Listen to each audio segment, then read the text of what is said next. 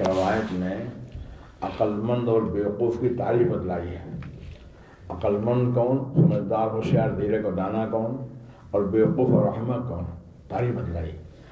ہمیں ہر آدمی اپنے عقلمندی سمجھتا ہے، لیکن دربار نبوت سے اگر عقلمندی کے سند مل جائے تو آدمی عقلمند ہے۔ فرمایا الکیس من دان نفس لما بعد الموت، آدمی ہوشیار زیرک دانا سمجھدار عقلمند وہ ہے جو طبیعت کو شریر کے تابع کر لے۔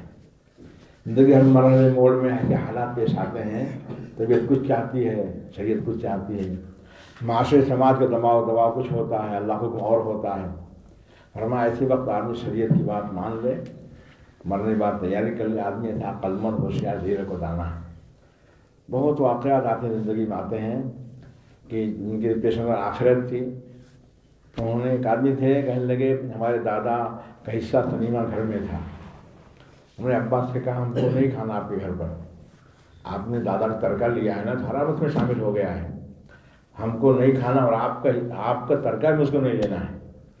باپ ناراض بھی ہوئے، لیکن لڑکا گھر گیا شعبان میں، امی ملاقات کرنے آیا ہوں، میں مدرسے جاؤں گا، یہاں نہیں رہوں گا۔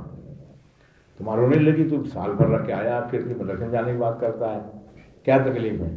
نہیں امی نہیں رہوں گا، میں جاؤں گا، واپس جاؤں گا۔ تو باپ کو بلایا کہ دیکھو رو رہا ہے، جہاں واپس جانے کو بولتا ہے، ابھی آیا ہے، ابھی سرکار نہیں مل کے ہم جا رہے ہیں۔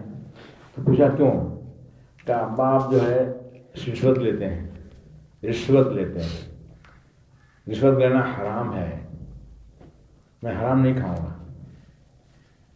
آپ نے کھیت دی، فلاں قرض دیا آپ نے، تو اس کا جو کھیت آپ نے لے لیا، تو جب تک قرض ادا نہیں کرے گا آپ اس کی آمدنی کھائیں گے، اللہ گھر میں آتا ہے۔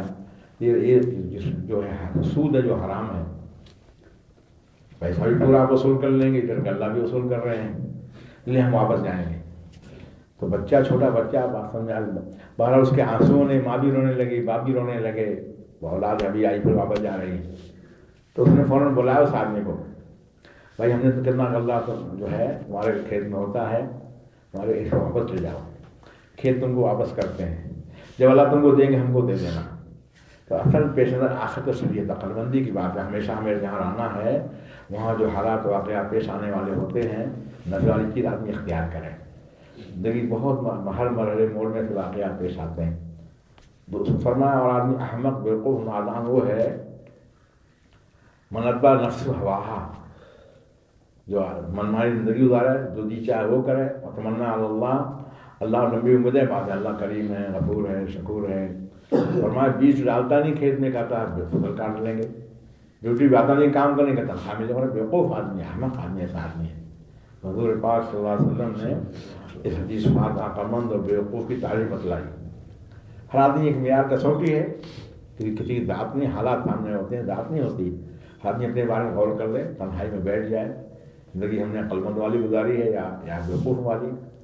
دیکھو اللہ سے معاملہ راست بازی کا، اللہ نے چال بازی نے چلتی نہ چلے گی، وہاں نہیں چلے گی چال بازی۔ اس کو کہتے میں آپ کو سمجھا دوں، آپ کو سمجھاتے مان جائیں گے، خاموش ہو جائیں گے کہ اللہ کے ہاں دو فرشتے ہو تو نوٹ کیے رہتے ہیں، ہماری ڈائری لکھی جا رہی ہے، جو بولتے ہیں جو کرتے ہیں سب اللہ دو فرشتے نوٹ کرتے رہتے ہیں۔ آدمی جب دیکھے گا نام لحاظ الکتاب، نام عمل کیا ہو گیا ہے، اتنے تبسم کرتا وہ بھی لکھا رہے گا، ہنسنے کی بات تو بات کی، تبسم آدمی کرتا وہ بھی لکھا ہوگا، یہ چھوٹی بڑی بات سب لکھی ہوئی، آدمی حیران رہ جائے گا کہ میرے بزرگ کا معاملہ آخرت کا ہے، ہمارے بڑے چلے گئے، ہم بھی ایک دن چلے جائیں گے۔ قبر میں نہ کوئی بیٹا بیٹی ساتھ دیتی ہے، دوست احباب ساتھ دیتے ہیں، نہ روپیہ پیسہ والا ڈگری ساتھ دیتی ہے، اپنے عمل ساتھ دیتے ہیں۔ لحظ تک آپ کی تعظیم کر دی، اور آگے آپ کے اعمال جانا ہے۔ آدمی زبان حال سے جملہ کر چلاتا ہے، اپنے زبان حال سے، لحظ تک آپ کی تعظیم کر دی اور آگے آپ کے اعمال جانا ہے، تب چلے جاتے ہیں۔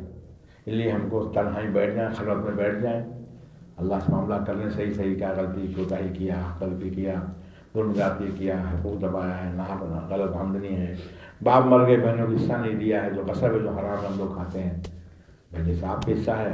سورہ نساء کی 11-12 آیت پڑھ لی، ترجمہ پڑھ لیجیے۔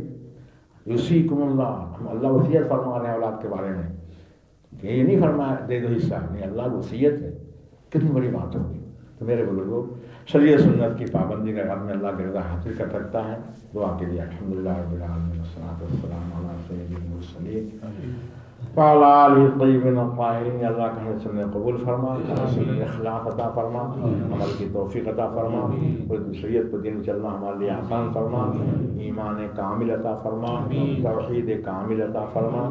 یا اللہ اپنی رضا کامل عطا فرما. اللہ دنیا بھی آرام و راحت عطا فرما, حیات طیبہ طویلہ عطا فرما, برکت والی روزی عطا فرما, عافیت والی زندگی عطا فرما. اپنے سوا دنیا میں کسی کا محتاج نہ بنا. یہاں جب جانا ہو کامل ایمان خاتمہ فرما, قابل مغفرت معاملہ فرما. مرنے کے بعد بلا حساب جنت الفردوس عطا فرما. نہ موت ماں بعد مسئلہ مرحلے کا آسان فرما. اللہ ساری امت اپنے تمام دعاؤں قبول فرما. سبحان ربک رب العزۃ عما یصفون, وسلام علی المرسلین والحمد للہ رب العالمین.